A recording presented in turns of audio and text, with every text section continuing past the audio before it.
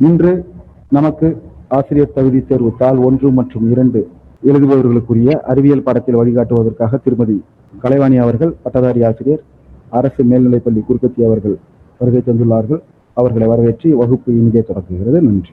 ஐந்துலக வகைப்பாடு வந்து 7th நம்ம படிச்சு ஆராய்ச்சி வகைப்பாடு அது நம்ம நெக்ஸ்ட் கிளாஸ்ல நான் அதை அப்படியே கன்சால்டேட் பண்ணி 6 to 9th 10th கிளாசிபிகேஷன் இல்ல 6 to 9th அந்த கிளாசிபிகேஷன்ல இருக்கிற விஷயங்கள் நெக்ஸ்ட் கிளாஸ்ல நம்ம அதை பார்த்துடலாம். இந்த கிளாஸ்ல வந்து 8th சயின்ஸ்ல இருக்கிற பயாலஜி லெசன்ஸ் எத்தனை நம்ம பார்க்க முடியுமோ நம்ம அதை பார்த்துடலாம். ஃபர்ஸ்ட் லெசன் வந்து மைக்ரோ ஆர்கானிசம்ஸ், நுண்ணுயிரிகள். இந்த நுண்ணுயிரிகள் பத்தி படிக்கிற படிப்புக்கு பேரு நுண்ணுயிரியல், மைக்ரோபயாலஜி அப்படின்னு சொல்றாங்க. இது வந்து கண்ணுக்கு தெரியாத மைக்ரோஸ்கோப்பால பார்க்கக்கூடிய நம்மளோட அன்றாட வாழ்வுல நல்லதுக்கும் கெட்டதுக்கும் பங்கெடுக்கக்கூடிய சிறு சிறு உயிரினங்களை பத்தி படிக்கிறது. இதை 5 தலைப்புல படிக்கலாம்னு சொல்லியிருக்காங்க. வைரஸ், பாக்டீரியா, பூஞ்சை, ஆல்கா, அப்புறம் புரோட்டோசோவா. புரோட்டோசோவால நிறைய இருக்கு. இங்க 1, 2 கொடுத்துருக்காங்க. ஃபர்ஸ்ட் வந்து வைரஸ் கொடுத்துருக்காங்க. இப்ப இந்த வைரஸ் வந்து ஒரு பெக்யூலியரான கேரக்டர். வைரஸ் அப்படின்னா அதுக்கு பேர் வந்து விஷம் அப்படின்னா வைரஸ்க்கு வைரஸ்ன்ற சொல்லுக்கு லத்தீன்ல விஷம் அப்படின்னு மீனிங். இதோட பெக்யூலியர் கேரக்டர் என்ன அப்படின்னா, இது மனுஷனோட உடம்புக்குள்ளார என்ன உயிரோட இருக்கும், வெளியில வந்து ஒரு உயிரற்ற தன்மையோட இருக்கும். எய்தர் லிவிங்கும் இல்ல நான் லிவிங் அப்படின்னு சொல்லுவாங்க. இது வந்து எய்தரார்னு சொல்லுவாங்க. லிவிங்கும் இல்ல நான் லிவிங்கும் இல்ல, எல்லாம் சேர்க்கறதுன்னே ஒரு குழப்பங்கள்லாம் இருந்தது. இத அப்ப மனிதனுடைய உடலுக்கு வெளியில எப்படி இருக்கும்னா உயிரற்ற தன்மையோட இருக்கும். மனிதனோட உடலுக்கு உள்ளர வந்து உயிருள்ள தன்மையோட இருக்கும். காரணம் வந்து இது வந்து ஒரு செல், ஒரு கம்ப்ளீட் செல் ஸ்ட்ரக்சருக்குள்ளேயே இது வராது. ஒரு செல் சப்பு எதுவுமே இல்லை. இது வந்து ஒரு டிஎன்ஏ புரதம் தான். டிஎன்ஏ அல்லது ஆர்என்ஏ புரதம். டிஎன்ஏனா டி ரிபோ நியூக்ளிக் ஆசிட், ஆர்என்ஏனா ரிபோ நியூக்ளிக் ஆசிட் அப்படின்னு சொல்லுவாங்க. அது வந்து ஒரு புரதம் தான். அதை சுத்தி உரை இருக்கும், கேப்சிட்னு சொல்லக்கூடிய உரை இருக்கும். இது என்ன பண்ணும்னா மனுஷனோட செல்லுக்குள்ள இருக்கக்கூடிய டிஎன்ஏவை ரீப்ளேஸ் பண்ணிட்டு இது அங்க போயிடும். சோ என்ன பண்ணும்னா நம்ம யூஸ்வலா செல்லு ரெப்ளிகேட் ஆகும்போது என்ன ஆகும்னா இதுவும் ரெப்ளிகேட் ஆயிடுது. இது வந்து ஒரு செல்லு கிடையாது. அதனாலதான் இதை ஆன்டிபயோட்டிக் கொடுத்து கூட நம்மளால அழிக்க முடியாது. ஏன்னா எதிர் உயிரி கொடுக்கணும்னா அதுக்கு வந்து ஒரு செல் ஸ்ட்ரக்சர் தேவை. அப்பதான் அது வந்து நமக்கு கிளியர் ஆகும். பாக்டீரியாவுக்கு தான் ஆன்டிபயோட்டிக் கொடுக்கலாம். இந்த வைரஸ் நோய்களுக்கு ஆன்டிபயோட்டிக் கொடுக்க முடியாது. அதான் இந்த சந்திரமுகி படத்துல ரஜினிகாந்த் சொல்ற மாதிரி சளி வந்து ஒரு வைரஸ் வியாதி. அது நீங்க மருந்து சாப்பிட்டீங்கன்னா 7 நாள்ல சரியாகும், சாப்பிடலைன்னா 1 வாரத்துல சரியாகும்னு சொல்றாரு. கரெக்ட். அது வந்து நம்மளோட இம்யூன் சிஸ்டம் அதை கண்டுபிடிச்சு அதை அழிச்சாதான் உண்டு. வைரஸ்க்கு வந்து எந்த மெடிசனுமே நம்ம எடுக்க முடியாது. ஆக்சுவலா இதோட மைய பகுதியில ஒரு டிஎன்ஏ அல்லது ஆர்என்ஏ இருக்கும். இத சுத்தி புரத உரை இருக்கும். அதுக்கு பேர் கேப்சிட்னு சொல்லுவாங்க. இந்த புரத உரை வந்து இந்த இந்த வைரஸ் என்ன பண்ணும்னா மனுஷனோட உடம்புக்குள்ள போகும்போது அது வந்து நம்மளோட செல்லுல இருக்கிற டிஎன்ஏவை ரீப்ளேஸ் பண்றோம். ஃபார் எக்ஸாம்பிள் எய்ட்ஸ் எல்லாம் வந்து ரொம்ப உயிர்கொல்லி வியாதின்னு சொல்றதுக்கு காரணமா அமையறது வந்து இதுதான். அது வந்து உள்ளார போச்சு அப்படின்னா நம்ம செல்ல இருக்கிற டிஎன்ஏ ரீப்ளேஸ் பண்ணிட்டு நம்ம செல்லு ரெப்ளிகேட் ஆகும்போதெல்லாம் அது ரெப்ளிகேட் ஆகிட்டே இருக்கும். அப்ப செல் டிவிஷன்ன்றது ஒரு நாளைக்கு மெட்டபாலிசம் நடந்துகிட்டே இருக்கும் நம்ம உடம்புல. அப்படி இருக்கும்போது அதனாலதான் அது வந்து வைரஸ்ன்றது ஒரு ரொம்ப பிரச்சனைக்குரிய ஒரு உயிரி அப்படின்னு சொல்றாங்க. இதுல வந்து என்ன சொல்லியிருக்காங்கன்னா அந்த ஆர்என்ஏ டிஎன்ஏ சுத்தி புரதம், கொழுப்பு, அப்படி இல்லைன்னா கார்போஹைட்ரேட் இதால ஆன ஸ்பைக்ஸ், முள்ளு மாதிரியான அமைப்புகள். இப்ப இந்த நாயுருவியில வந்து நம்ம மேல ஒட்டிக்கும், அந்த மாதிரி ஒட்டிக்கிறதுக்காக ஷார்ப் எட்ஜஸ் இருக்கும். அதுதான் ஸ்பைக்குன்னு சொல்றாங்க. அது வந்து நம்மளோட செல்லுல போய் ஒட்டிக்கிறதுக்காக ஹெல்ப் பண்ணுது அப்படின்னு சொல்லியிருக்காங்க. வைரஸோட பண்பு வந்து இது உயிருள்ள பண்பு உயிரற்ற பண்பு ரெண்டுமே இதுக்கு இருக்கும். இது வந்து வெப்பம், வேதிப்பொருள், கதிரியக்கம் இதுக்கெல்லாம் வந்து அதாவது இது ரியாக்ட் பண்ணும். இது வந்து என்ன பண்ணும்னா ஓம்புயிரிகள் அதாவது ஹோஸ்டுக்கு உள்ளார மட்டும்தான் இதால வந்து பெருக்கம் அடைய முடியும். ஒரு ஏதோ ஒரு உயிரினத்துக்கு உள்ளார மட்டும்தான் இதால பெருக்கம் அடைய முடியும். இது ஒரு சிங்கிள் செல்ல இருந்ததுன்னா இதால தானாவே ரீப்ரொடக்ஷன் பண்ண முடியும். ஆனா இது கம்ப்ளீட் செல் கிடையாது. இது வந்து ஒரு புரோட்டீன், அவ்வளவுதான். இது வந்து ஒரு புரதத்தினால ஆன ஒரு இது டிஎன்ஏ மாதிரி. அதனால இதால வந்து வெளியில வந்து இனப்பெருக்கம் செஞ்சு அதோட சந்ததியை வந்து பெருக்க முடியாது. இது வந்து உயிரற்ற சூழல்ல வந்து வெளியில உயிர்களுக்கு வெளியில ரொம்ப அமைதியா இருக்கும். இத வந்து ப்ரிசர்வ் பண்ணி ரொம்ப நாள் என்ன பண்ணிக்கலாம்னா கிறிஸ்டலைஸ் பண்ணி நம்மளால வச்சுக்க முடியும். அடுத்தது பாக்டீரியா. பாக்டீரியாங்கிறது ப்ரோகாரியாட்டிக். ஓரளவு நான் இதோட மெர்ஜ் பண்ணி சொல்ல முடிஞ்ச அளவுக்கு சொல்லிடுறேன். ப்ரோகாரியாட்டிக், யூகாரியாட்டிக் அப்படின்னு செல்ல வந்து 2 வகையா பிரிப்பாங்க. ப்ரோகாரியாட்டிக் அப்படிங்கிறது என்ன அப்படின்னா, ப்ரோ அப்படின்னாவே first stage, very earlier stage of cell அப்படின்னு அர்த்தம். அது வந்து ரொம்ப ஆரம்பத்தில் உருவாக்கப்பட்டது. இந்த பாக்டீரியா வந்து ஒரு ப்ரோகாரியாட்டிக் செல்.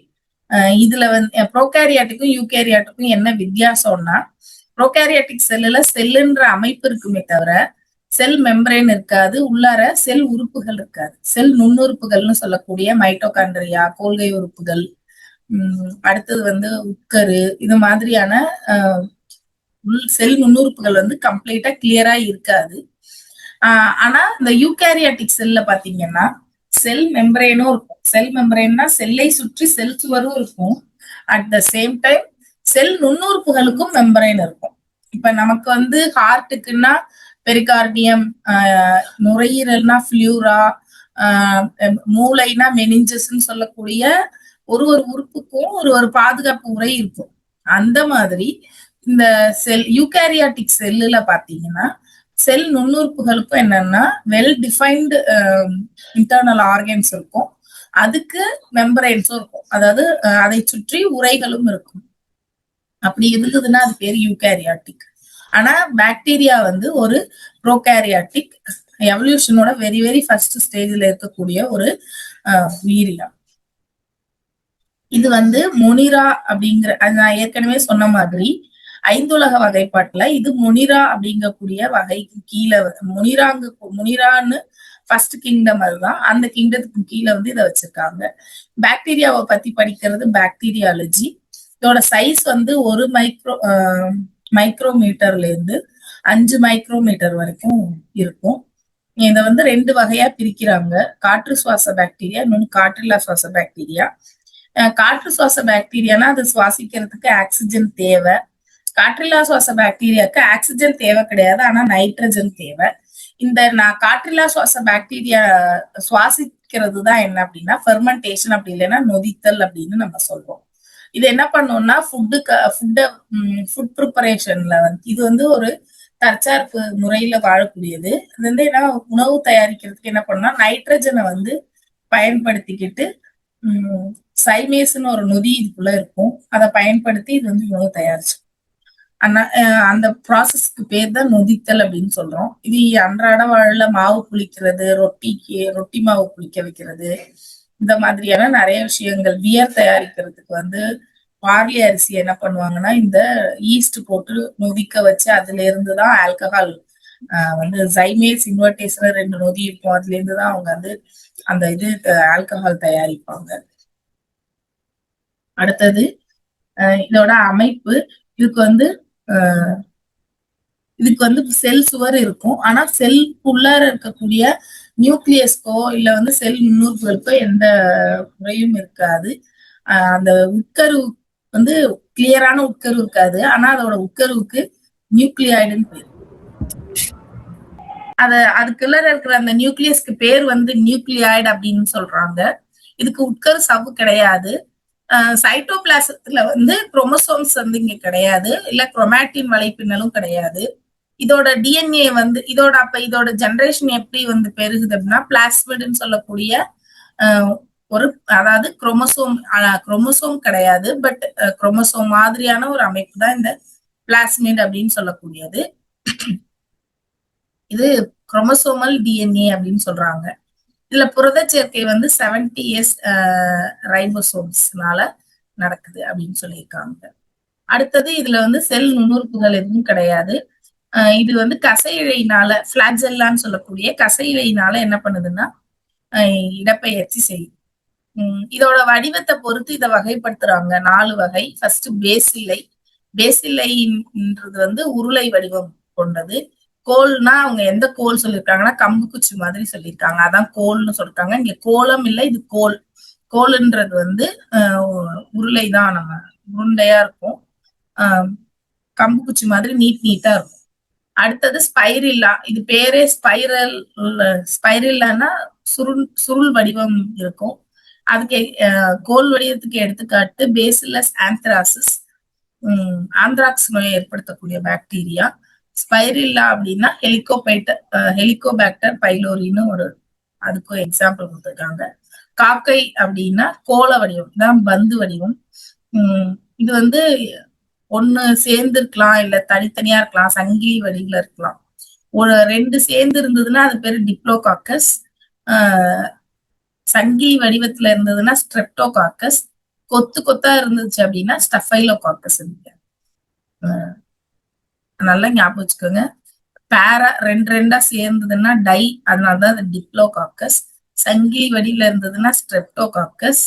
கொத்தா இருந்ததுன்னா ஸ்டஃபைலோகாக்கஸ். அடுத்தது விப்ரியோ. விப்ரியோன்றது கமா ஷேப்ல இருக்கக்கூடிய பாக்டீரியா. ரொம்ப முக்கியமான வியாதியோட பாக்டீரியா விப்ரியோ காலரே. விப்ரியோ காலரா நோயை ஏற்படுத்தக்கூடிய பாக்டீரியா. அடுத்து இதோட ஷேப்ஸ் கீழே கொடுத்தது. கசை இழைகளுடைய எண்ணிக்கை அமைவிடம். இந்த கசை இழை வந்து 1 இருக்கலாம், பஞ்சா இருக்கலாம், அதை சுத்தி இருக்கலாம். அதை பொறுத்து அந்த பாக்டீரியாவோட வகை கொடுத்திருக்காங்க. ஒற்றை கசை இழைனா ஒரு முனையில மட்டும் கசை இழை இருக்கும், அதுக்கு எடுத்துக்காட்டு விப்ரியோ காலரே. ஒரு முனை கற்றை கசையிழை. ஒரு முனை கற்றை கசைனா ஒரு எட்ஜ்ல மட்டும் பஞ்சா இருக்கும், அது ஒரு முனை கற்றை கசையிழை. அதுக்கு எக்ஸாம்பிள் சூடோமோனாஸ். இதுல எல்லாமே என்னன்னா, இங்க கொடுத்துருக்கிற எக்ஸாம்பிள்ஸ் படிச்சுட்டோம்னா இத வந்து மேட்ச் பண்ண சொல்லி, இது வந்து மேட்ச்ல கேட்கறதுக்கான நிறைய வாய்ப்புகள் இருக்கு. அதே மாதிரி அந்த மேல பார்த்தோம் இல்லையா, ஷேப்ஸ் வச்சு பாக்குறது, அதுலயுமே வந்து மேட்ச் பண்ண சொல்லி கேட்கலாம். எந்த வகை பாக்டீரியா எது அப்படின்னு சொல்லி மேட்ச் பண்ண சொல்லி கேட்கலாம். அடுத்தது இருமுனை கற்றை கசையிலை. 2 எட்ஜஸ்லயுமே எப்படி இருக்கும்னா பஞ்சா வந்து கசையிழைகள் இருக்கும். அது ரவுடோஸ்பைரிலம் ரூபரம், அதுக்கு எக்ஸாம்பிள் கொடுத்திருக்காங்க. அடுத்தது சுற்று கசையிலை, அதாவது பாக்டீரியாவை சுற்றி செல் சுவரை சுற்றி கசையிலை இருக்கும். அதுக்கு எக்ஸாம்பிள் எசர்சியா கோலை. இது வந்து நம்மளுடைய சிறுகுடலில் வாழக்கூடிய ஒரு பாக்டீரியா. கசையிழை அற்றவை, இதுக்கு வந்து கசையிழையே இருக்காது. கோர்னி பாக்டீரியம், டிப்தீரியான்னு சொல்ல, டிபிடின்னு சொல்லுவோம் நம்ம. டிப்தீரியா, பெட்ரோசிஸ், அந்த 3 நோய்க்கான ஊசி போடுவாங்க. 3 வந்து முன்னாடி போட்டுட்டு இருந்தாங்க, இப்ப பென்டாஃபைன்னு 5 ஊசி சேர்த்து போடுறாங்க. அந்த டிப்தீரியா வந்து இடையில வந்து ஒரு 4 வருஷத்துக்கு முன்னாடி ஒரு தஞ்சாவூர்ல ஒரு குழந்தை இறந்து போச்சுன்னு மறுபடியும் டிடி எல்லாருக்கும் போட சொல்லி ஸ்கூல்ஸ்ல அட்வைஸ் பண்ணி இப்ப எல்லாருக்கும் இந்த 10th படிக்கிற பசங்களுக்கு எல்லாருக்கும் 15 இயர்ஸ் குழந்தைங்களுக்கு இந்த டிடி ஊசி போட்டுட்டு இருக்காங்க. அதுக்கு காரணமான பாக்டீரியா தான் கோர்னி பாக்டீரியம் டிப்தீரியா அப்படின்னு சொல்லக்கூடிய பாக்டீரியா. இது வந்து ஒளிச்சேர்க்கை மூலமாகவும் என்ன பண்ணுதுன்னா உணவை தயாரிச்சுக்கிட்டு. அதுக்கு எக்ஸாம்பிள் வந்து சயனோ பாக்டீரியா, நீல பசும் பாசி அப்படின்னு சொல்லுவாங்க. அது வந்து ஒரு பாக்டீரியா தான். இது வந்து ஒளிச்சேர்க்கை மூலமாக உணவை வந்து தயாரிச்சுக்குது. இல்ல அப்படின்னா ஏபயாட்டிக் மெத்தட்ல அந்த காற்றில்லா முறையில் சுவாசித்தலின் மூலமாக நைட்ரஜன் மூலமாக தன்னோட உணவை வந்து தானே தயாரிச்சுக்கும். அதுக்கு பேரு வேதி தற்சார்பு உணவூட்டம். அதுக்கு வந்து வேதி தற்சார்பு உணவூட்டம், நொதித்தல் முறையில உணவை தானே தயாரிக்கிறது. சில பாக்டீரியாக்கள் வந்து என்ன பண்ணா கூட்டுயிரி வாழ்க்கை முறையை தேர்ந்தெடுக்கும். என்ன பண்ணா ஒரு ஓம்புயிரினுடைய உடல்ல அது ஒட்டி வாழும். அதனால இதுக்கும் நன்மை இருக்கும். பாக்டீரியாவுக்கும் நன்மை. பாக்டீரியா வந்து உணவை அந்த உயிரினங்கள்ட்ட இருந்து எடுத்துக்கும். அந்த மனிதனுக்கும் வந்து நன்மை இருக்கும். பொதுவாவே முன்னாடிலாம் என்ன பண்ணுவாங்கன்னா, டாக்டர்ஸ் வந்து ஆன்டிபயோட்டிக்ஸ் குடுக்கும்போது, வெறும் ஆன்டிபயோட்டிக்ஸ் மட்டும் தான் குடுத்துட்டு இருந்தாங்க. இந்த ஒரு ரீசென்ட் இயர்ஸ் ஒரு 3 to 4 இயர்ஸா என்ன பண்றாங்கன்னா, எப்ப ஆன்டிபயோட்டிக் குடுத்தாலுமே, ப்ரோபயாட்டிக் அப்படின்னு ஒண்ணு குடுக்குறாங்க. அதுக்கு என்ன காரணம்னா, இப்ப நம்ம குடுக்குற ஆன்டிபயோட்டிக் வந்து, நம்ம உடம்புல, நம்ம கட்ல இருக்கக்கூடிய எல்லா பாக்டீரியாஸையும் அழிச்சிரும். அதுக்கு வந்து நல்லது, கெட்டது எதுவுமே தெரியாது. நல்ல பாக்டீரியாவும் செத்து போயிரும், கெட்ட பாக்டீரியாவும் செத்து போயிரும். டிஃபரன்ஷியேட் பண்ண தெரியாது அந்த ஆன்டிபயோட்டிக் மருந்து. அப்ப வந்து நம்ம கட் வந்து நமக்கு செரிமான கோளாறு ஏற்படக்கூடாதுங்கிறதுக்காக அங்க இருக்கக்கூடிய நல்ல பாக்டீரியாஸ் வந்து அது அது மறுபடியும் வளரணுங்கிறதுக்காக ப்ரோபயாட்டிக் மருந்துகளையும் என்ன பண்றாங்கன்னா சேர்த்தே கொடுக்குறாங்க. அது இப்ப ரீசெண்டா அது செய்யறாங்க.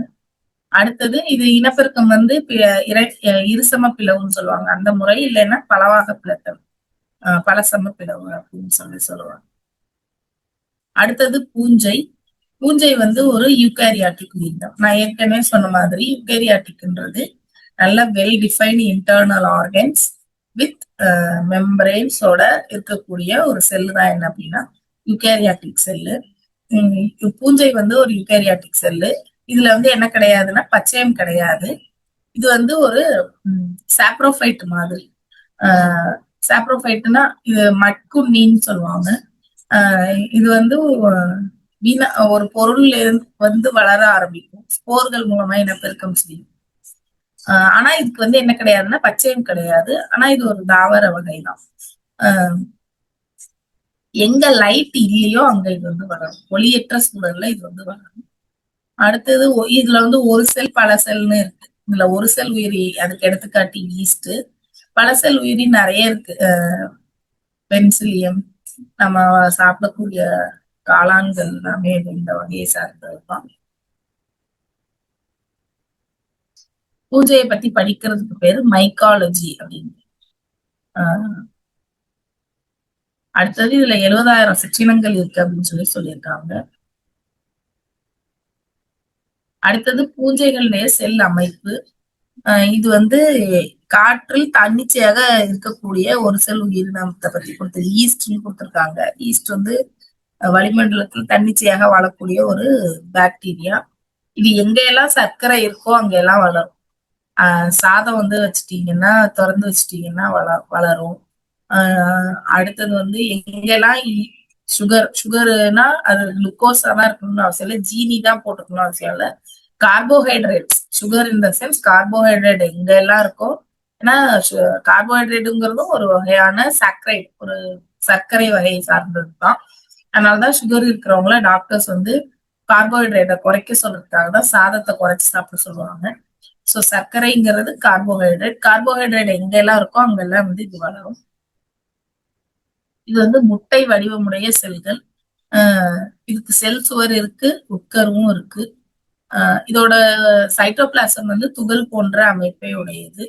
இதுல வந்து எல்லா நுண்ணுறுப்பும் இருக்கும். இல்ல ஒரு ஸ்பெஷல் நுண்ணுறுப்பு என்னன்னா கிளைகோஜன் சொல்லக்கூடிய எண்ணெய் துளிகள் வந்து இதோட சைட்டோபிளாசத்துல காணப்படும் அப்படின்னு சொல்லியிருக்காங்க. இதுல இருக்கிற நொதிக்கு பேரு ஜைமேஸ் அப்படின்னு பேரு. இந்த ஜைமேஸ் தான் என்ன பண்ணுதுன்னா இந்த நொதித்தலுக்கு காரணமாக இருக்கு.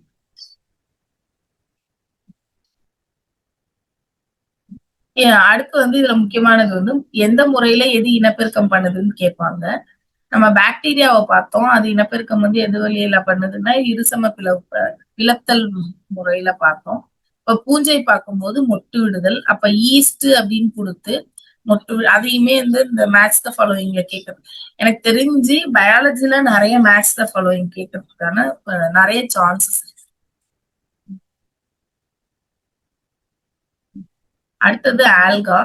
ஆல்கான்றது ஒரு பச்சையமுடைய ஒரு யூகாரியாட்டிக் உயிரினம். இதுலயும் வந்து என்ன அப்படின்னா ஒரு செல்லூருக்கு பல செல் ஆல்காக்களும் இருக்கு. இது வந்து பசுங்கனிகம் இருக்கிறதுனால இது வந்து தன்னோட உணவை தானே தயாரிச்சுக்குது. இதுக்கு இந்த பூஞ்சைகள் சாரி ஆல்காக்களுக்கு பேரு நீர் புற்கள் அப்படின்னு பேரு. தண்ணியில வளரக்கூடிய ஒரு ஆல்கா. இதுக்கு வந்து நீர் புற்கள் அப்படின்னு பேரு. இது வந்து என்ன பண்ணுதுன்னா பசுங்கடிகங்களின் உதவியால, அந்த பச்சையத்தின் உதவியினால ஒளி ஒளிச்சேர்க்கையின் மூலமாக தன்னோட உணவை தானே தயாரிச்சுக்குது. ஆல்காலஜி அப்படி இல்லைன்னா பைக்காலஜி அப்படின்னு பேரு இதை பத்தின படிப்புக்கு. ஆல்காலஜி அப்படி இல்லைன்னா பைக்காலஜி. இந்த மைக்காலஜியும் வேற மாதிரி இருக்கும், பைக்காலஜியும் வேற மாதிரி இருக்கும். ஸோ நம்ம வந்து இதை கரெக்டா ஞாபகம் வச்சுக்கிறது ஹெல்ப் பண்ணும். பைக்காலஜினா ஆல்காவை பத்தி படிக்கிறது, மைக்காலஜினா பூஞ்சையை பத்தி படிக்கிறது. இதோட அளவு வந்து 1 மைக்ரான்ல இருந்து 50 மீட்டர் வரைக்கும் பாசியாக வளரக்கூடியது. இது ஒரு செல்லா இருக்கலாம், அப்படி இல்லைன்னா பல செல்லா இருக்கலாம். ஒரு செல்லுக்கு எடுத்துக்காட்டு கிளாமிடோமோனாஸ். அடுத்தது பல செல்லுக்கு வந்து நிறைய இருக்கு. இங்க எடுத்துக்காட்டு வந்து சர்காசம் கொடுத்திருக்காங்க. அடுத்தது கிளாமிடோமோனஸோட அமைப்பு பத்தி கொடுத்திருக்காங்க. இது வந்து ஒரு நன்னீர் வாழ் பாசி. பாசியிலே வந்து ஃப்ரெஷ் வாட்டரும் இருக்கு, இது சீ வாட்டர் ஆல்காவும் இருக்கு. இந்த கிளாமிடோமோனாஸ் அப்படிங்கிறது நன்னீரில் வாழக்கூடிய ஒரு பாசி. இது வந்து கோள வடிவம், பியர் ஷேப்னு சொல்லுவாங்க. இத முட்டை கோளம் அல்லது பேரிக்காய் வடிவ பாக்டீரியா ஒரு உயிரி கிளாமிடோமோனாஸ் அப்படிங்கிறது.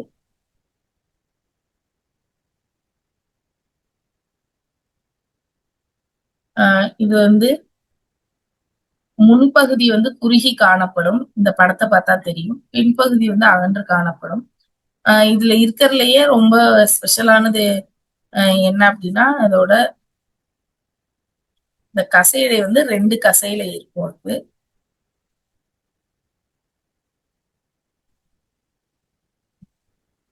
இதோட செல் வந்து செல் சுவர் வந்து செல்லுலோசால் ஆனது. செல் சுவர் வந்து அது எதால மேடப்பா இருக்கும்னா செல்லுலோஸ்ன்னு சொல்லக்கூடிய ஒரு கார்போஹைட்ரேட்டால செல் சுவர் வந்து சூழ்ந்து காணப்படுகிறது. செல் சுவருக்கும் பசுங்கனியத்துக்கும் இடையில சைட்டோபிளாசம் இருக்கு. செல் வந்து கோப்பை வடிவ பசுங்கனிய அதாவது கப் ஷேப்ல இருக்கும். இங்க பாத்தீங்கன்னா தெரியும். இந்த இந்த பாத்தீங்கன்னா தெரியும், இது கப்பு ஷேப்ல இருக்கும். இதுக்கு உள்ளார வந்து என்ன இருக்கும் அப்படின்னா உட்கரு இருக்கும். இந்த பசுங்கடிகம் வந்து கப் ஷேப்ல இவ்வளவு பெருசா இருக்கிறதா இதோட ஸ்பெஷாலிட்டி. இது இந்த கப் ஷேப்ல இருக்கக்கூடியதுக்கு உள்ளார சைட்டோபிளாசம் காணப்படுதுன்னு சொல்லியிருக்காங்க.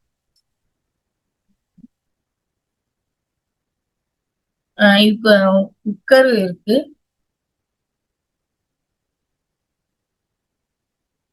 இதுல 2 சுருங்கும் நுண்குமிழ்கள் காணப்படுதுன்னு கொடுத்திருக்காங்க. இந்த பசுங்கனிகத்தோட முன்பகுதியில சிவப்பு நிறத்துல கண் புள்ளி காணப்படுதுன்னு கொடுத்திருக்காங்க. இது வந்து செக்ஷுவல் ஏசெக்ஷுவல் 2 மெத்தட்லயுமே என்ன பண்ணும்னா ரீப்ரொடக்ஷன் நடக்கும். பாலில்லா இனப்பெருக்கமும் நடக்கும், பால் இனப்பெருக்கமும் நடக்கும். அப்பனா இது என்னன்னா இருபால் உயிரி இல்ல, ஒருபால் உயிரியும் பால் சார்பற்ற உயிரியும் இல்லை. இதுல வந்து ஆண் பெண் வேறுபாடு இருக்கு அப்படின்னா. அடுத்து புரோட்டோ அப்படின்னா ஃபர்ஸ்ட்னு அர்த்தம். சேவன் அப்படின்னா விலங்குன்னு போட்டிருக்காங்க. சோவான் அப்படின்னா ஜூ அப்படின்றதே விலங்கு தானே நம்ம சொல்லுவோம். ஜூவான் அந்த ZOO அதுதான் சொல்லியிருக்காங்க இங்க, அது விலங்குன்னு அர்த்தம். இப்போ ஃபர்ஸ்ட் உண்டான ஒரு செல் உயிரினத்துக்கு என்ன பேருன்னா புரோட்டோசோவா அப்படின்னு பேரு. இது வந்து புரோட்டிஸ்டான்ற தொகுதியில இருக்கும். நம்ம நினைக்கலாம் பாக்டீரியா வந்து ஒரு செல் உயிரி தான், அதுவும் 2ம் ஒரே இதுதான் அப்படின்னு நினைப்போம். அது இல்ல. பாக்டீரியான்றது எவல்யூஷனோட வெரி இயர்லியர் ஸ்டேஜஸ் ஆஃப் எவல்யூஷன்ல இருக்கக்கூடிய ஒரு உயிரினம். ஆனா புரோட்டோசோவான்றது அதுக்கு அடுத்த ஸ்டேஜ். அதனாலதான் அதை முனிரால வச்சிருக்காங்க, இதை புரோட்டிஸ்டால வச்சிருக்காங்க. இதுல நிறைய விதமான உயிரினங்கள் இருக்கு. உங்களுக்கு இங்க வந்து ஸ்லிப்பர் அனிமல் கியூ, பாரமீசியம், யூக்வினா, பிளாஸ்மோடியம் கொடுத்திருக்காங்க.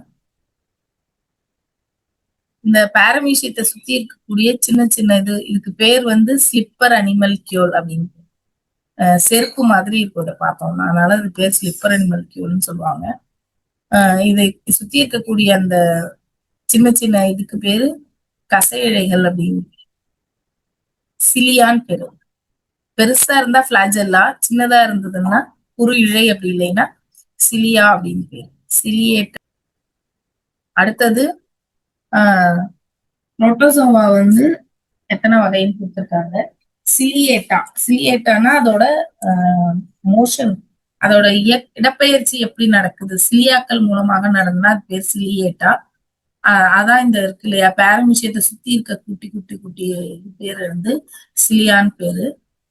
பிளாஜெல்லேட்டா. பிளாஜெல்லேட்டானா கசையிழை. கசையிழை வந்து பெருசா இருக்கும், நீளமாக இருக்கும். அதுக்கு எடுத்துக்காட்டு யூக்ளினா. அடுத்து சூடோபோடியா. சூடோ அப்படின்னாவே பொய்ன்னு அர்த்தம். இருக்கு ஆனா இல்லைன்னு சொல்லுவாங்களா, அந்த மாதிரி. சூடோபோடியானா பொய் அப்படின்னு அர்த்தம். பொய்க்கால்கள் மூலமாக, அதாவது காலுன்னு ஒரு உறுப்பு கிடையாது, ஆனா தேவையான நேரத்தில் அதோட உடலே கால் மாதிரி செயல்படும். அது பேர் தான் வந்து சூடோபோடியா. அதுக்கு எடுத்துக்காட்டு வந்து அமீபா. அடுத்தது ஸ்போரோசோவா. இது வந்து ஸ்போர்கள் மூலமாக என்ன பண்ணுவோம்னா தன்னோட இனத்தை பெருக்கிக்கும். இதுக்கு எடுத்துக்காட்டு வந்து பிளாஸ்மோடியம் அப்படின்னு கொடுத்து. செல்லினுடைய அமைப்பு இங்க வந்து அமீபா கொடுத்திருக்காங்க. இது எங்கெல்லாம் குளத்து நீர்ல காணப்படுதுன்னு சொல்லியிருக்காங்க. அமீபியாசிஸ்ங்கிறது ஒரு மோசமான டிசென்ட்ரி போக்குள்ள ஏற்படக்கூடிய ஒரு வியாதி. இது வந்து இந்த ஷேப்ல தான் இருக்குன்னு சொல்ல முடியாது, ஒழுங்கற்ற வடிவம் கொண்டது. இதுக்கு வந்து செல் சவ்வு இருக்கு, சைட்டோபிளாசம் இருக்கும், உட்கரு இருக்கும். இது வந்து ஒரு யூகேரியாட்டிக் செல்லுங்கிறதுனால செல் உள்ளுறுப்புகள் எல்லாமே இருக்கு. சூடோ, ஏற்கனவே நான் சொன்ன மாதிரி சூடோன்னா பொய் அப்படின்னு அர்த்தம். கோழிக்கால்கள் மூலமாக இடம்பெயரக்கூடியது. இது வந்து இது என்ன பண்ணும்னா, ஒரு இறை வருது அப்படின்னா என்ன பண்ணா தன்னோட காலை வளைச்சு பிடிச்சிக்கும். அப்புறமா அதை வந்து விழுங்கிடும். அதுக்கு அது எந்த இரையாக வளர்க்கலாம். அதை விட சின்ன ஒரு உயிரினம் வரும்போது அது என்ன பண்ணுன்னா சூழ்ந்து அது வந்து இரையை வந்து பிடிக்குது அப்படின்னு சொல்லி கொடுத்துருக்காங்க. சுருங்கும் நுண்குமிழ்கள் வந்து என்ன பண்ணுதுன்னா கழிவு நீக்கத்திற்கு இணைவு, அப்படி இல்லைன்னா ஸ்போர் உருவாகும். 2 முறையிலேயே என்ன பண்ணுது, இனப்பெருக்கம் செய்யுது அப்படின்னு சொல்லுவாங்க. அடுத்தது ஃப்ரியான்கள். ஃப்ரியான் அப்படின்னா அதுக்கு என்ன பொருள்னா புரதத்தாலான தொற்று துகள் அப்படின்னு பேரு. அதாவது இது வந்து ஒரு புரதம். இதுக்கு வந்து செல்லுன்னு, இது ஒரு கம்ப்ளீட் செல் கிடையாது, இது வைரஸை விட சின்னது அப்படின்னு கூட வச்சுக்கோங்களேன். இதுவும் வந்து ஒரு வகையான புரதம். இது என்ன பண்ணும்னா நோயை ஏற்படுத்தக்கூடியது. இது எதனால ஏற்படுதுன்னா திடீர் மாற்றம் அடைந்த புரதங்கள்னால ஏற்படக்கூடியது. இது வந்து தீங்கு தராத புரதம்னு சொல்லியிருக்காங்க.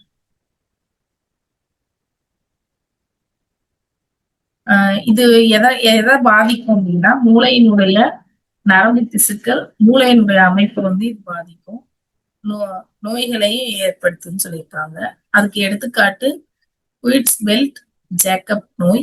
இன்னொன்னு என்ன கொடுத்திருக்காங்கன்னா குரு நோய். 2 நோய் கொடுத்திருக்காங்க, ஒண்ணு குரு, இன்னொன்னு குயிட்ஸ் பெல்ட் ஜேக்கப். ரெண்டும் வந்து இந்த ஃப்ரியான்கள்னால ஏற்படக்கூடிய நோய். அடுத்தது விரியான்கள். விரியான்களும் கிட்டத்தட்ட ஃப்ரியான்கள் மாதிரி தான். இதெல்லாம் வந்து எப்படின்னா வைரஸினுடைய வெவ்வேறு வடிவங்கள் மாதிரின்னு வச்சுக்கோங்க. இது வந்து ஒரு வைரஸ் துகள். இதை சுத்தி இருக்கக்கூடிய உரைக்கு வந்து கேப்சிட் அப்படின்னு பேரு. இந்த விரியான்களை சுற்றி காணப்படுகிற உரைக்கு வந்து கேப்சிட்னு பேரு. இது வந்து நியூக்ளிக் ஆசிடா இருக்கலாம், ரிபோ நியூக்ளிக் ஆசிடா இருக்கலாம், 2ல எது வேணா இருக்குள்ளார இருக்கலாம். ஆனா எப்பவுமே டிஎன்ஏ வைரஸை விட ஆர்என்ஏ வைரஸ் ரொம்ப டேஞ்சரஸான வைரஸ். இது வந்து செல்லுக்கு உள்ளார இருக்கும்போது வைரஸ்ன்னு சொல்றோம், செல்லுக்கு வெளியில இருக்கும்போது விரியான்கள். நம்ம ஏற்கனவே பார்த்தோம் இல்லையா, கொழுப்பு, புரதம் அல்லது கார்போஹைட்ரேட் ஆளான சின்ன சின்ன புற வளரிகள் மாதிரி ஷார்ப் எட்ஜஸ் இருக்கும்னு, அதான் வந்து ஸ்பைக்னு சொன்னோம். அடுத்தது நுண்ணுயிரிகளினுடைய பயன்பாடு. நுண்ணுயிரிகள் வந்து நிறைய இடத்துல இப்போ நுண்ணுயிரிகள் இல்லைன்னா மேம் வணக்கம், கொஞ்சம் ஆடியோ செக் பண்ணுங்க ப்ளீஸ். கொஞ்சம் லவுட். ஓகே, இப்ப கேக்குதா சார்? ஆடிபிளா இருக்கு மேம், கொஞ்சம் லவுட் ப்ளீஸ். சரி, நான் சத்தமா தான் பேசுறேன், பட் அங்க எனக்கு என்னத்துல ரிசீவ் ஆக மாட்டேங்குது. ஓகே. நுண்ணுயிரிகளோட பயன்பாடு, நுண்ணுயிரிகள் இல்லை அப்படின்னா நிறைய விஷயங்கள் நடக்கவே நடக்காது. ஃபார் எக்ஸாம்பிள், மாவு புளிக்கிறதுல ஆரம்பிச்சு இப்போ ஒரு இறந்த உடல் வந்து மட்கி போறது வரைக்கும் எல்லாமே வந்து நுண்ணுயிர்களுடைய செயல்பாடு தான். அது இல்லை அப்படின்னா அது நடக்கவே நடக்காது, எதுவுமே நடக்காது. சோ அது வந்து ரொம்ப ரொம்ப முக்கியமானது நுண்ணுயிரிகள் அப்படிங்கிறது. இந்த நுண்ணுயிரிகள் இருந்தா என்ன பண்ணாங்க, ஆன்டிபயோட்டிக் எதிர் உயிரி பொருட்கள், தடுப்பூசி இது எல்லாமே தயாரிக்கிறது வந்து இந்த நுண்ணுயிரிகளில் இருந்துதான் தயாரிக்கிறாங்க. அதுல வந்து ஃபர்ஸ்ட் கண்டுபிடிச்சது யாருன்னா, பென்சிலின் சொல்றத வந்து சர் அலெக்சாண்டர் பிளமிங். இவர் தான் என்ன பண்ணாரு, 1928ல இந்த பென்சிலின்னு சொல்லக்கூடிய முதல் மருந்து பூஞ்சைகளில் இருந்து என்ன பண்றாருன்னா, இத வந்து அவர் தான் ஃபர்ஸ்ட் கண்டுபிடிக்கிறாரு இந்த ஆன்டிபயோட்டிக்ன்றத. பெனிசிலியம் கிரைசோஜீனம், பென்சிலியம் நொட்டேட்டம், இது ரெண்டுல இருந்துமே எடுப்பாங்க.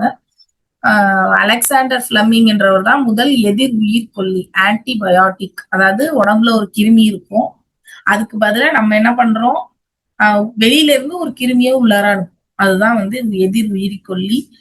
அது வந்து என்ன பண்ணா இந்த கிருமி போய் அந்த கிருமியை அழிக்கும், அதுக்காக நம்ம உள்ளார அனுப்புவோம். இப்ப வந்து பென்சிலின் வந்து பேன் பண்ணிட்டாங்க. முன்னாடி எந்த டிசீஸ் ரொம்ப ஃபீவர் அது எல்லாத்துக்கும் வந்து என்ன பண்ணுவாங்கன்னா பென்சிலின் ஊசி போடுவாங்க. டெஸ்ட் ஊசி போட்டுதான் ஆக்சுவலா பென்சிலின் போடுவாங்க. இப்ப பென்சிலின் வந்து பேன் பண்ணிட்டாங்கன்னு நினைக்கிறேன், போடக்கூடாது. அது மேல வேற வேற அமிக்கசின் அந்த மாதிரி போடுறாங்க. அடுத்தது இந்த என்னென்ன வியாதிக்கு என்னென்ன தடுப்பூசிகள் இருக்கு அப்படின்னு சொல்லி கொடுத்திருக்காங்க. இங்க வந்து டெட்டனஸ், டிப்தீரியா இந்த நோயை குணப்படுத்துறதுக்கு வந்து இந்த பென்சிலியம் வந்து பயன்படுது, பென்சிலின்ற அந்த மருந்து வந்து பயன்படுது அப்படின்னு சொல்லியிருக்காங்க. ஸ்ட்ரெப்டோமைசின்னு சொல்லக்கூடியது வந்து ஸ்ட்ரெப்டோமைசிஸ் அப்படின்ற பாக்டீரியாவில இருந்து எடுக்கிறாங்க.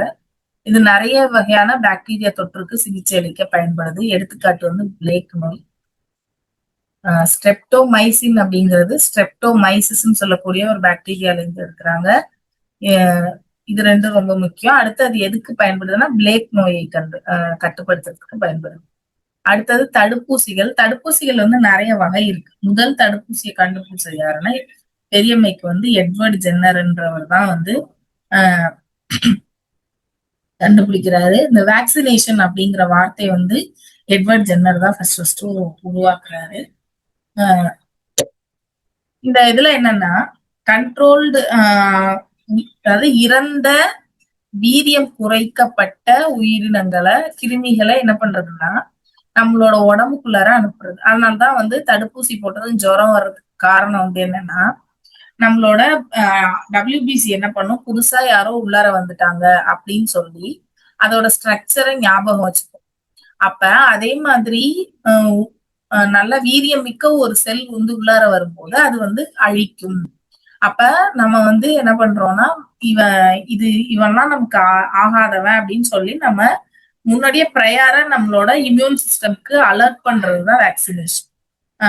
நம்மளோட உடம்புக்குள்ளார அதை செலுத்தி அந்த இறந்த அந்த கிருமிகளை செலுத்தி அந்த கிருமிகளுடைய வடிவம் பேஸ்டு தான் எல்லாமே. புரோட்டீன் ஸ்ட்ரக்சர், புரோட்டீனோட அந்த சீரீஸ் தான் என்னன்னா எல்லா கிருமிகளுமே நம்ம உடம்புல இருக்கிறதுமே எல்லாமே புரோட்டீன் சிந்தசிஸ் நடக்கிறதுனாலதான் மெட்டபாலிசமே நடக்குது. அப்ப வந்து அத சொல்லி கொடுக்கறது தான் என்ன அப்படின்னா இந்த வேக்சினேஷன், தடுப்பூசி போடுறது அப்படிங்கிறது.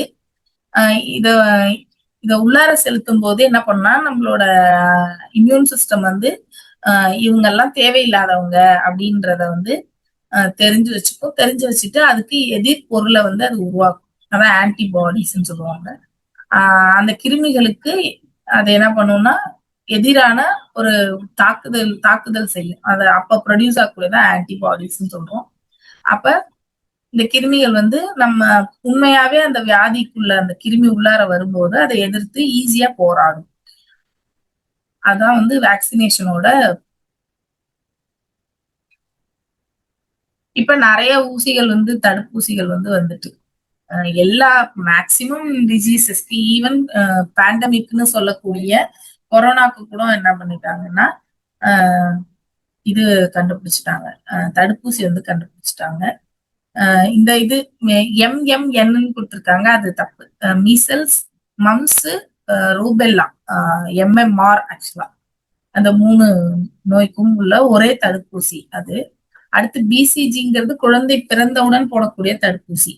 அது வந்து அதுக்கு எக்ஸ்பேன்ஷன் கொடுக்குறாங்க, பேசிலே கால்மெட் கரின் அப்படிங்கிறது தான் அதோட எக்ஸ்பேன்ஷன். அது வந்து பாக்டீரியா, சளி, டிபி வராம இருக்கிறதுக்காக போடக்கூடியதுதான் இந்த பிசிஜின்னு சொல்லக்கூடிய தடுப்பூசி. அடுத்தது இயற்கை. இயற்கையில இது இல்லைன்னா ஒண்ணுமே பண்ண முடியாது. எல்லாத்தையுமே வந்து நம்ம அப்படியே வந்து தாவரமோ விலங்கோ எடுத்துக்க முடியாது. நம்ம சாப்பிடுற வகையில மாத்திதான் என்ன பண்ணணும்னா எடுத்துக்க முடியும்.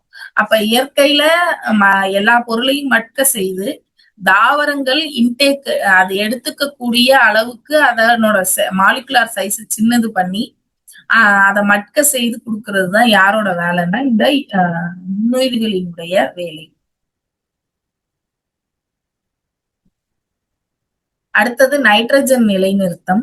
நைட்ரஜன் நிலைநிறுத்தம்ன்றது என்னன்னா, இது வந்து இந்த பயறு வகை பயிர்களின் வேர் முடிச்சுகள்ல சில பாக்டீரியாக்கள் வாழும். ரைசோபியம், நாஸ்டாக் இந்த மாதிரியான பாக்டீரியாக்கள் என்ன பண்ணும்னா பயிர் வகை பயிர்களின் முடிச்சுகள்ல வந்து வேர் முடிச்சுகள்ல இந்த பாக்டீரியாக்கள் வாழும். இது என்ன பண்ணும்னா காற்றுல இருக்கக்கூடிய நைட்ரஜனை நம்ம ஏற்கனவே படிச்சோம் ஃபெர்மெண்டேஷன் மெத்தட் சொல்லுவாங்க.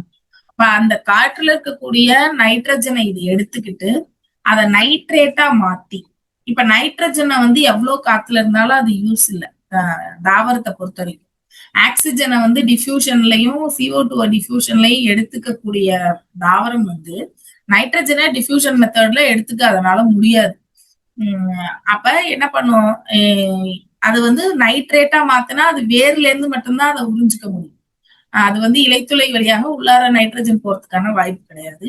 அப்ப நைட்ரஜன் தான் மேஜர் சோர்ஸ். என்பிகேன்னு சொல்லுவோம். நைட்ரஜன், பொட்டாசியம், பாஸ்பரஸ், இது 3 தான் வந்து தழைச்சத்து, மணிச்சத்து, சாம்பல் சத்து சொல்லுவோம். இது 3 இருந்தாதான் ஒரு தாவரத்தினுடைய அடிப்படை தேவை. மேக்ரோ நியூட்ரியன் சொல்லக்கூடிய 3 தான் ரொம்ப மிக அத்தியாவசியமான தேவையான ஒரு நியூட்ரியன்ஸ். அப்ப அதை வந்து மண்ணுல நைட்ரேட்டா மாத்தி கொடுக்கறது தான் யாருன்னா இந்த நைட்ரஜனை நிலைநிறுத்தும் பாக்டீரியாக்கள். இது வந்து பயிர் வகை பயிர்களின் வேர் முடிச்சுகள்ல வாழும். அப்ப நம்ம 3 போகம் வந்து விளையுதுன்னா 3 போகத்துல கடைசியா என்ன பண்ணுவாங்கன்னா பயிர் உளுந்து அது தெளிப்பாங்க. அதுக்கான முக்கியமான காரணம் வந்து என்னன்னா நெல்லு வந்து நைட்ரஜனை ஜாஸ்தியா எடுத்துக்கும். அப்ப நம்ம யூரியா கொடுக்கறது அதனாலதான். யூரியா, டிஏபி கொடுக்கறதுக்கான காரணம் வந்து நெல்லோட வளர்ச்சிக்கு அதிகமான நைட்ரஜன் சத்து தேவை. அப்ப அது எடுத்துரும், சக் பண்ணிடும். அந்த நிலத்துல இருக்கக்கூடிய பெரும்பாலான இதை வந்து அது சக் பண்ணிடும். அப்ப நிலத்தை வந்து மறுபடியும் ஃபெர்டிலைஸ் பண்ணணும். நம்ம மறுபடியும் அந்த நைட்ரஜன் சத்தை வந்து அங்க கொண்டுட்டு வரணும் அப்படின்னா என்ன பண்ணுவாங்க, அதுக்குதான் பயிர் வகை பயிர்களை வந்து பயிரிடுறது. அப்ப அதுல இருக்கக்கூடிய பாக்டீரியாஸ் என்ன பண்ணும்னா அந்த நைட்ரஜனை நைட்ரேட்டா மாத்தி மண்ணுக்கு கொடுக்கணும். அதுக்காகதான் பயிர் சுழற்சி முறையில வந்து பயிரிடுறாங்க அப்படின்னு கொடுத்திருக்காங்க. அடுத்தது உயிர் கட்டுப்பாட்டு காரணிகள். அதாவது சில நேரத்துல இப்ப இந்த இப்ப இல்ல, நான் ஒரு 10th 12th படிக்கும் போது இந்த பீட்டி கத்திரிக்காய்க்கு எதிராக ரொம்ப போராட்டங்கள்லாம் நடந்துச்சு. அதாவது பேசிலஸ் துரிஞ்சியன்ஸ், அதாவது ஜெனட்டிக் மாடிஃபிகேஷன்ல என்ன பண்றதுன்னா அந்த ஒரு குறிப்பிட்ட வகை பூஞ்சையோ அல்லது வந்து ஒரு குறிப்பிட்ட வகை உயிரியையோ எதிர்த்து போராடக்கூடிய திறனுடைய ஜீன்ஸை வந்து எங்க சேர்த்துடுறதுன்னா அந்த விதைகள்ல சேர்த்தோ அல்லது தாவரங்கள்ல சேர்த்தோ அந்த இதை வந்து ப்ரொடியூஸ் பண்றது. அதான் பேசிலஸ் துரிஞ்சியன்சிஸ் பூச்சிகளை வந்து கட்டுப்படுத்துற காட்டன்ல, பருத்தியில வந்து இந்த பூச்சிகள் வந்து அதிகமாக சேதத்தை ஏற்படுத்துது. அப்ப அதை எதிர்த்து போராடக்கூடிய அந்த இதை வந்து எதுல சேர்க்கறதுன்னா அந்த ஜீன்ஸை வந்து அந்த காட்டன்ல வந்து சேர்த்து அதை வந்து அந்த பூச்சிகளுக்கு எதிராக போராடக்கூடிய தன்மையுடையதா மாத்துறது. அடுத்தது ட்ரைகோடர்மா, இதெல்லாம் வந்து பூஞ்சை. இது என்ன பண்ணும்னா இது வேரை வந்து பாதுகாக்கும். வேர்ல வந்து இன்ஃபெக்ஷன்ஸ், அதாவது இந்த தொற்றும் ஏற்படாம வந்து இது பாதுகாக்கும். அடுத்தது பேக்குலோ வைரஸ். இது வந்து என்ன பண்ணுதுன்னா இந்த கணுக்காலிகள்னு சொல்லக்கூடிய அந்த வெட்டு வெட்டுக்கால் பூச்சி எல்லாம் இருக்கு இல்லையா, அதெல்லாம் வந்து தாவரத்தை வந்து கட் பண்ணி போடும். அதெல்லாம் தடுக்கிறதுக்காக இந்த பேக்குலோ வைரஸ்கள் அந்த ஜீனை வந்து எதுல இன்ட்ரடியூஸ் பண்ணுவாங்கன்னா இந்த தாவரங்களுடைய இதுல வந்து இன்ட்ரடியூஸ் பண்ணும்போது அந்த தாவரங்கள் வந்து இந்த கணுக்காலிகளினுடைய தாக்குதல்ல இருந்து என்ன பண்ணுவோம்னா பாதுகாக்கும். அடுத்தது கழிவுநீர் சுத்திகரிப்பு.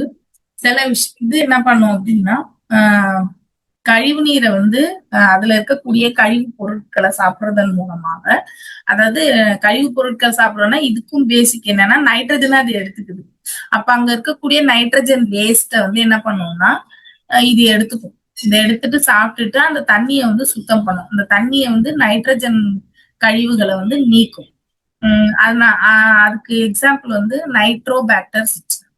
நைட்ரோபாக்டர்னு சொல்லக்கூடிய பாக்டீரியா என்ன பண்ணும்னா தண்ணியில இருக்கக்கூடிய அந்த நைட்ரஜன் வேஸ்ட வந்து சாப்பிடுறதன் மூலமா, இல்ல அதை செரிச்சு குடுக்கறதன் மூலமா, நொதித்தல் மூலமா அந்த கழிவு நீரை என்ன பண்ணுதுன்னா சுத்திகரிக்குது. மெத்தனோ பாக்டீரியாக்களும் என்ன பண்ணுதுன்னா இந்த கழிவு நீர் சுத்திகரிப்புக்கு பயன்படுது அப்படின்னு சொல்லி. அடுத்தது உயிரி வாயு உற்பத்தி, பயோகேஸ். இது என்ன கழிவு பொருட்களை வந்து சிதைச்சு மீத்தேன் உருவாக்குறது. இதுல வந்து மீத்தேன் வந்து உருவாகுது, கார்பன் டை ஆக்சைடு ஹைட்ரஜன் ரெண்டும் சேர்ந்தே உருவாகுது. இந்த பாக்டீரியாக்களுக்கு வந்து மெத்தனோஜன் அப்படின்னு.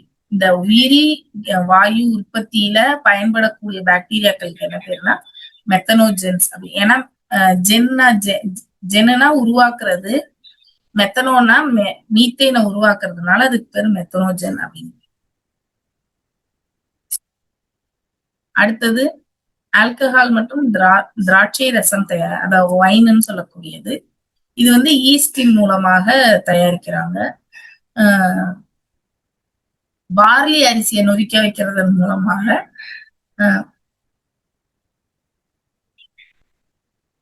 அந்த, அதாவது இந்த சர்க்கரையை என்ன மாத்தோம்னா ஆல்கஹாலா மாத்தும். C6H12O6 சொல்லக்கூடிய குளுக்கோஸ் அல்லது ஃப்ரக்டோஸ அது என்னவா மாத்தோம்னா எத்தனாலா மாத்தும். அதுதான் வந்து இந்த இங்கேயும் வந்து ஃபெர்மெண்டேஷன் தான் நடக்குது. ஈஸ்டின் மூலமாக நடக்குது. பார்லி அரிசியை வந்து நொதிக்க வைக்கிறதன் மூலமா தான் பீர் தயாரிக்கப்படுகிறது. அடுத்தது தோல் பதனிடுதல் அப்படின்னா மிருதுவாக்குறதுல பயன்படக்கூடிய பாக்டீரியாக்கள். இது என்ன பண்ணும்னா அதோட அந்த ஃபைபரை வந்து லூசன் பண்ணி மிருதுவாக மாற்றும். அதான் இந்த பாக்டீரியாவோட வேலை.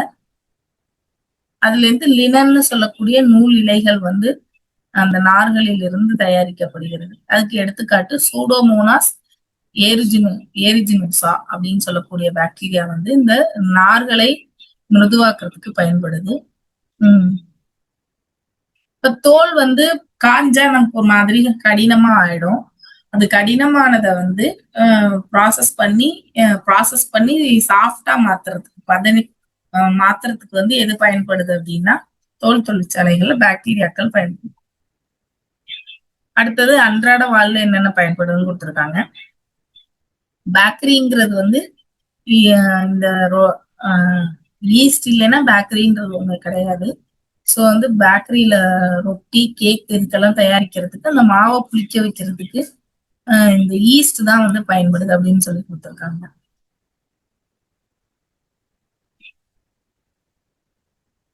அடுத்தது அது வந்து எதனால வந்து அந்த ரொட்டி மாவு வந்து மிருதுவாகுது அப்படின்னா அது வந்து நொதித்தலின் மூலமாக தன்னோட உணவை தயாரிச்சுக்கும் போது கார்பன் டை ஆக்சைடை வெளிவிடுகிறது. இப்படி கார்பன் டை ஆக்சைடை வெளிவிடும் போது அந்த கார்பன் டை ஆக்சைடு தான் என்ன பண்ணுதுன்னா அந்த பார்ட்டிகல்ஸ்க்கு இடையில கேப்பை உண்டு பண்ணுது. ஸோ வந்து அது சாஃப்டா ஆகும். மாவே புளிச்சு வரும்போது பாத்தீங்கன்னா கரண்டி போட்டு கலக்குனீங்கன்னா சின்னதாயிடும். ஆனா அது புளிச்சு மேல உப்பி வந்துடும். அதுக்கு காரணம் நொதித்தல்ல உருவாகக்கூடிய கார்பன் டை ஆக்சைடு தான்.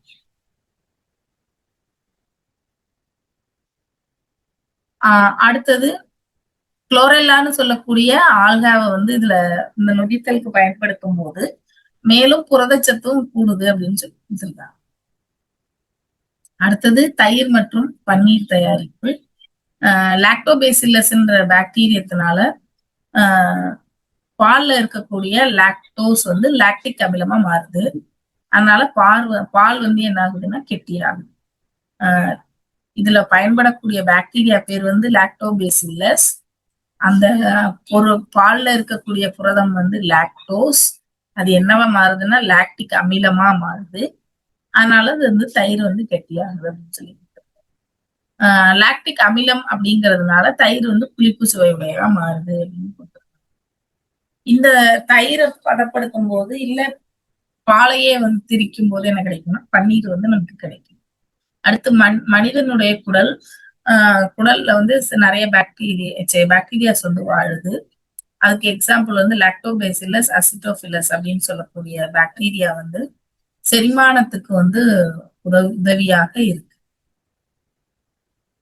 அடுத்தது எஸ்எர்சியா கோலை கோலைன்னு சொல்லக்கூடிய பாக்டீரியா வந்து விட்டமின் கே மற்றும் விட்டமின் பி கூட்டுப்பொருளை வந்து உற்பத்தி செய்யுது அப்படின்னு சொல்லி கொடுத்திருக்காங்க. அடுத்தது உணவு தயாரிப்பில் நுண்ணுயிரிகள்.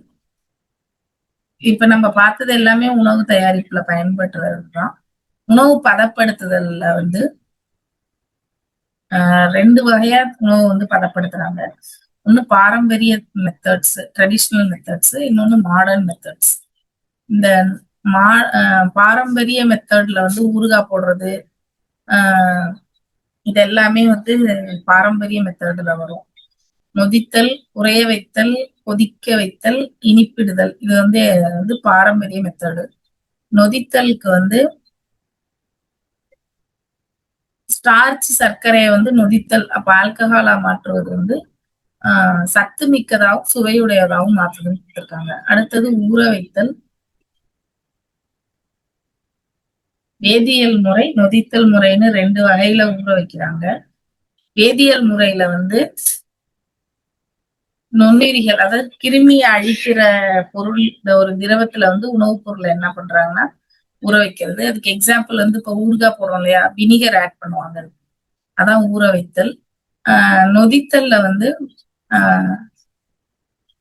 பாக்டீரியங்கள் வந்து உணவை என்ன பண்ணுது அப்படின்னா பாதுகாக்குது.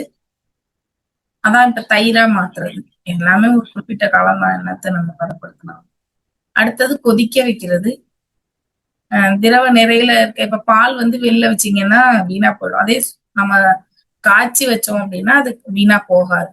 அடுத்து இனிப்பிடுதல். இப்ப இந்த நெல்லிக்காய் எல்லாம் இனிப்பு போட்டு பண்றாங்க இல்லையா, அதெல்லாமே.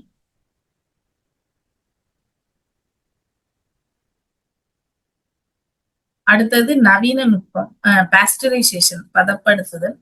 இதுல என்னன்னா லூயி பாஸ்டியர்ன்றவர் தான் இதை கண்டுபிடிக்கிறாரு. ஒரு பர்டிகுலர் வெப்பநிலைக்கு சூடு பண்ணி 1/2 hour கிட்டத்தட்ட அதை சூடு பண்ணி அதை சடன் கூல் பண்றது. உடனடியாக குளிர்வித்தல் முறையின் மூலமாக அது பாலை வந்து பதப்படுத்துற முறைக்கு பேர் தான் பாஸ்டரைசேஷன். இது வந்து பாக்டீரியாக்களை அழிக்கிறதுக்காக இதை எவ்வளவு வெப்பநிலைக்கு சூடுபடுத்துறாங்கன்னா 70°C வெப்பநிலைக்கு என்ன பண்ணுவாங்கன்னா சூடுபடுத்துவாங்க. அது மறுபடியும் வளர்ந்துடக்கூடாதுன்றதுக்காக உடனே என்ன பண்ணுவாங்கன்னா 10°C வெப்பநிலைக்கு குளிர வச்சு நுண்ணுயிரிகளை நீக்கம் செஞ்ச ஸ்டெர்லைஸ் பண்ண பேக்கெட்ஸ்ல வந்து என்ன பண்ணுவாங்கன்னா பேக் பண்ணுவாங்க. அடுத்தது உணவு தயாரிப்புக்கு ப்ரோபயாட்டிக்கல்னு சொல்லக்கூடியது நான் ஏற்கனவே சொன்ன மாதிரி வயிற்றுல இருக்கக்கூடிய சிறுகுடல்ல இருக்கக்கூடிய எசர்சியா கோலை, லாக்டோபேசில்லஸ் போன்ற அந்த பாக்டீரியாக்களின் வளர்ச்சியை அதிகப்படுத்துறதுக்காக நம்ம எடுத்துக்கிற உணவு தான் என்ன அப்படின்னா ப்ரோபயாட்டிக். இந்த ப்ரோபயாட்டிக்னா தயிர் வந்து ஒரு எக்ஸலண்ட் ப்ரோபயாட்டிக்.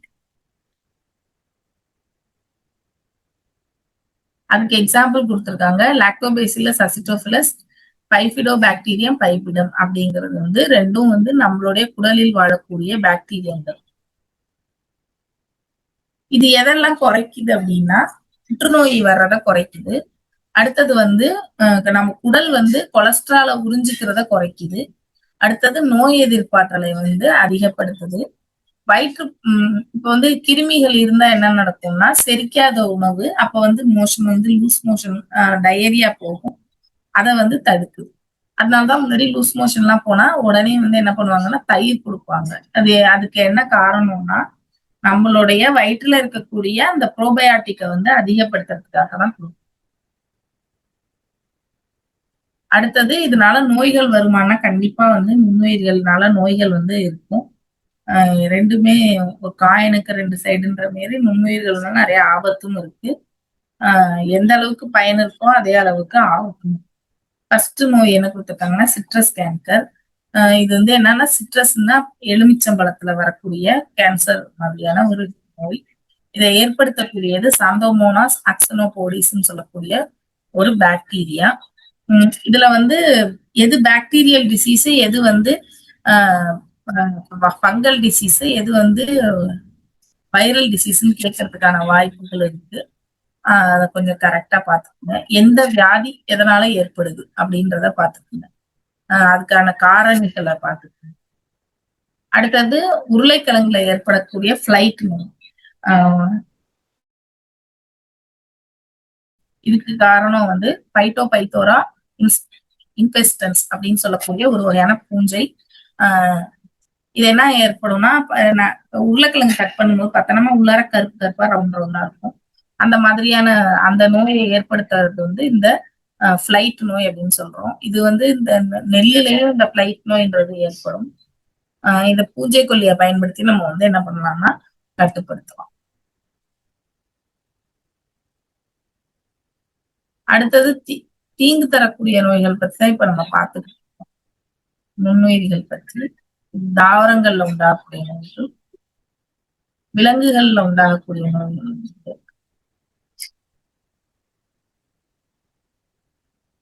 ஃபர்ஸ்ட் நோய் வந்து ஆந்த்ராக்ஸ். நான் ஏற்கனவே சொன்ன மாதிரி பேசிலஸ் ஆந்த்ராசிஸ்ன்னு சொன்னேன். அதோட வகை படிக்கும் போது வடிவத்தின் அடிப்படையில ஃபர்ஸ்ட் கோல் வடிவ பாக்டீரியாக்கள், உருளை வடிவ பாக்டீரியாக்கள் படிச்சோம்.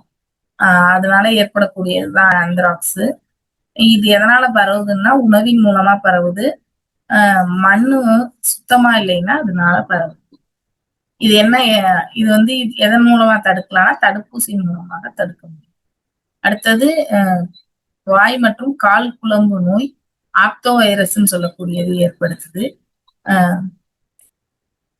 இதனால என்ன ஏற்படும்னா காய்ச்சல், ஒப்புளங்கள், எடை இழப்பு, பால் உற்பத்தி வந்து குறையும். இது வந்து மாடுகளுக்கு ஏற்படும். கோமாரி நோய்னு சொல்லுவாங்கன்னு நினைக்கிறேன். வாயிலேருந்து ஒரு திரவம் வழிஞ்சிட்டே லாஸ்ட் ஸ்டேஜ்ல. அடுத்தது மனிதர்ல ஏற்படக்கூடியது காச நோய், டியூபர்குலோசிஸ்ன்னு சொல்லக்கூடியது டிபி, மைக்கோபாக்டீரியம் டியூபர்குலோசிஸ் அப்படிங்கிறதுதான் இந்த நோய்க்கான காரணி. இது வந்து காற்றின் மூலமாக பரவும். சளி எங்கெல்லாம் துப்புறோமோ அதை யாராவது மிதிச்சிட்டாங்கன்னா அது மாதிரியாக பரவக்கூடிய ஒரு நோய். இது என்ன பண்ணா இருமல் இருக்கும், எடை இழப்பு, மூச்சு திணறல் இதெல்லாம் ஏற்படுத்தும். தடுப்பூசி வந்து இதுக்கு பிசிஜி போடுறாங்க. அடுத்தது காலரா, விப்ரியோ காலரைன்னு சொல்லக்கூடியது கமாவடிவ பாக்டீரியா, ஞாபகம் வச்சுக்கோங்க. இது வந்து சுத்தமா இல்லாததுனால ஏற்படுறது. இப்ப வந்து சொல்லுவாங்க குழந்தைக்கு வந்து மாந்தம்னு சொல்லுவாங்க. மாந்தம்லாம் ஆக்சுவலா கிடையாது. இந்த பலாப்பழம், மாம்பழம் இதுக்கெல்லாம் என்னன்னா ஈ ஜாஸ்தியா வரும். ஈ முக்கியம். அப்ப அதை நம்ம சாப்பிடும் போது என்னன்னா காலரான்றது ஏற்படும். அதனாலதான் வயிற்றுப்போக்கு ஏற்படுமே தவிர பலாப்பழமும் மாம்பழமும் வந்து குழந்தைக்கு ஒத்துக்காம வந்து வயிற்றுப்போக்குங்கிறது ஏற்படாது. ஆனா ஒரு விஷயம் என்னன்னா ஒரு குழந்தைக்கு வந்து எந்த ஃபுட்டு கொடுத்தாலுமே அதை வந்து அசிமுலேட் பண்றதுக்கு அந்த குழந்தைக்கு ஒரு குறிப்பிட்ட கால அவகாசம் தேவை. அதை வந்து அது குடல் ஏத்துக்கிற வரைக்கும் அதுக்கு வந்து மோஷன் வந்து அடிக்கடி போற மாதிரி இருக்கும். அது அசிமுலேட் ஆக பழகிருச்சுன்னா அதுக்கப்புறம் அது அந்த உணவு ஏற்றுக்கொள்ளும். இந்த மாங்காய் வந்து மாந்தம் அப்படிலாம் கிடையாது. இந்த ஈக்கள் வந்து ஜாஸ்தியா இருக்கிறதுனால அப்ப அது சாப்பிடும்போது இந்த காலரா மாதிரி இந்த டயரியாவை ஏற்படுத்தக்கூடிய இப்ப மலத்துல உட்காரும் அதுலயே வந்து இந்த பழத்திலயும் உட்காரும். அப்ப 2லயும் உட்காரும்போது அங்க இருந்து தொற்றை வந்து இது பரப்பி விட்டுரும். அப்படிங்கிறதுனால தான் இந்த மாம்பழம், பலாப்பழம் எல்லாம் என்ன பண்ணுது அப்படின்னா இந்த தொற்றுக்களை ஏற்படுத்தும்.